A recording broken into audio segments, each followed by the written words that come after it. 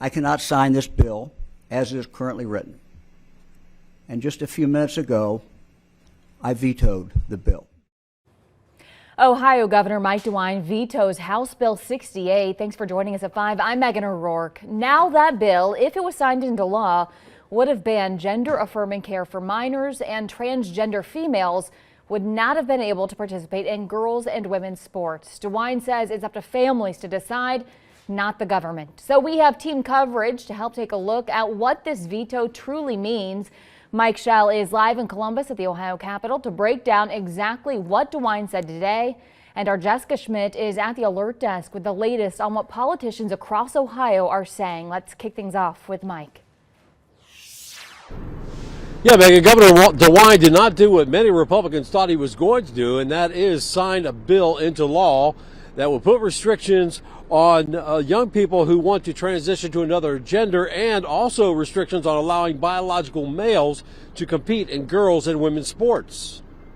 Governor Mike DeWine goes against what a majority of lawmakers, namely members of his own political party, and says after speaking to doctors, parents of teens who want to transition, and those who have gone through the process, he cannot sign House Bill 68. Parents have looked me in the eye and have told me that but for this treatment, their child would be dead.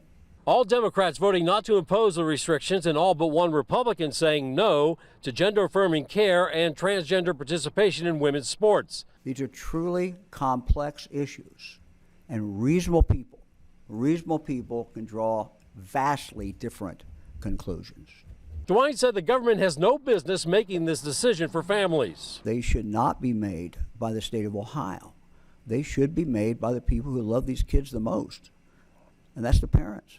The parents who have raised the child, the parents who have seen that child go through agony. Allowing biological boys to play in girls' sports was the other part of House Bill 68, but DeWine said he didn't even consider it as part of his decision to veto the bill. The second, the sports part of this bill, certainly important, but it affects just a handful, literally a handful of children.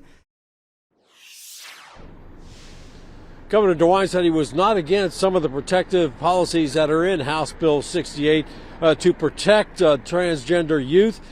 He said that they would have a better chance of a court challenge if they were implemented as rules by his administration rather than policies put into the law. The governor said he does agree with 3 points of the bill, namely no gender-altering surgeries performed on anyone under the age of 18, make adequate counseling available to anyone considering a transition, and the governor says he wants rules and regulations put in place to discourage so-called pop-up clinics from performing these types of procedures.